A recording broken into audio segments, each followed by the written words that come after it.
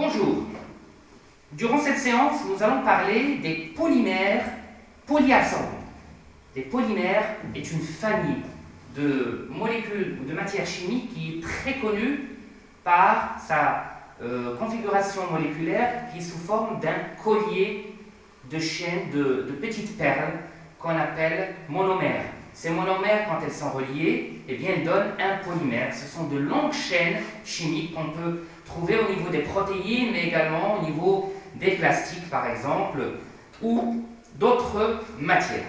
Aujourd'hui, nous allons voir une caractéristique des polymères polyabsorbants. Alors, polyabsorbants, c'est-à-dire qu'ils peuvent absorber de l'eau jusqu'à 100 fois leur poids.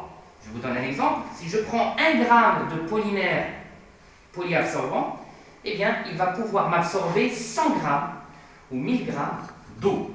Nous allons faire l'expérience suivante. Alors, j'aurai besoin... Alors, les polymères absorbants, vous allez les trouver dans les couches de bébé. C'est dans ces couches qui gonflent au moment où elles sont remplies de liquide et qui vont absorber ce liquide et ne pas le laisser fuir vers l'extérieur. C'est grâce à ces polyabsorbants dans les couches de bébé que la couche peut retenir les liquides. Nous allons faire l'expérience tout de suite. J'ai ici un polyabsorbant. Alors, comme vous le voyez, c'est une poudre blanche. Je vais mettre un petit peu dans mon vase. Voilà, tout petit peu.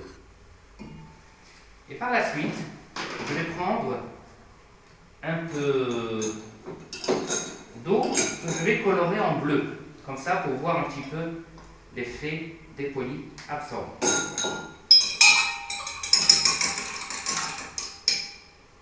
Bien, et je vais donc mélanger. Je vais mélanger, rajouter de l'eau sur mon polyabsorbant. Regardez exactement ce qui se passe. J'ai plus d'eau. L'eau, elle a été absorbée par le polymère. Je vais encore ajouter un peu d'eau.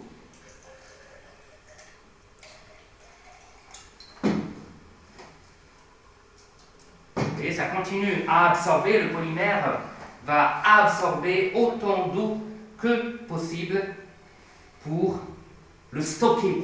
Les polyabsorbants sont utilisés en agriculture. On va les mettre avec les plantes dans le sol. Et comme ça, quand il va pleuvoir, ils vont stocker de l'eau. Et dans les temps de sécheresse, eh bien, ce sont des stocks ou des réserves d'eau pour la plante. Vous avez vu, j'obtiens donc une sorte de gel. Le polyabsorbant continue à absorber. Je vais tout déverser ici. Voilà. Alors, qu'est-ce que j'ai? J'ai une sorte de gel. Alors, on avait pris une toute petite quantité de polyabsorbant et là, je vais rajouter encore de l'eau. Regardez, ça absorbe partout.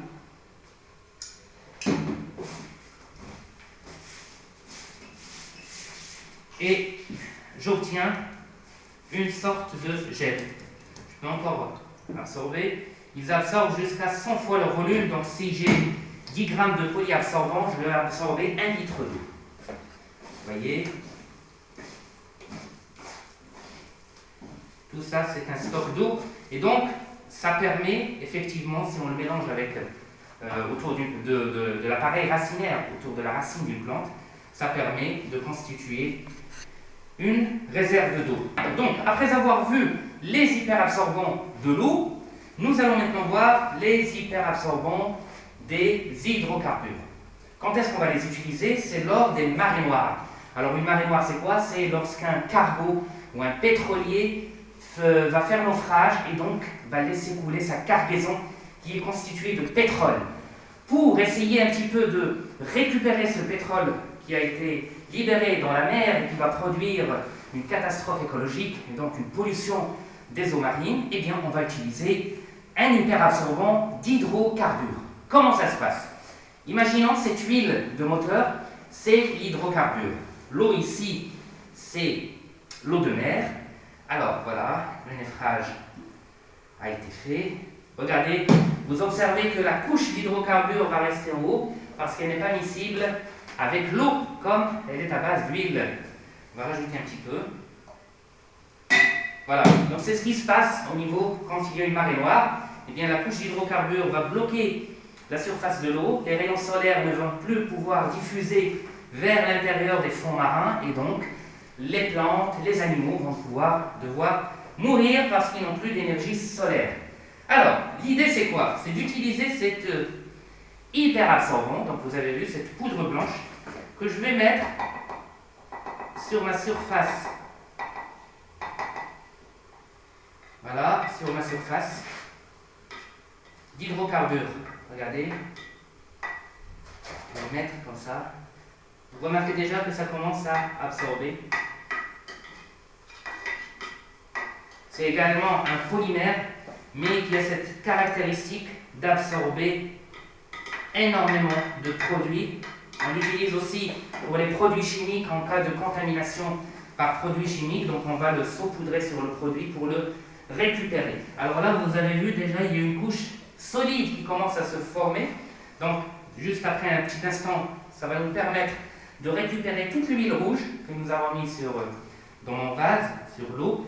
Et puis, je pourrai la recycler pour la récupérer ultérieurement. Donc, c'est un produit utilisé pour le traitement des... Vous avez vu, il y a même une... Je commence à avoir une petite calotte de produits. Donc je peux après la récupérer avec une cuillère et ça me permettra de nettoyer systématiquement. Regardez, je peux récupérer, voilà.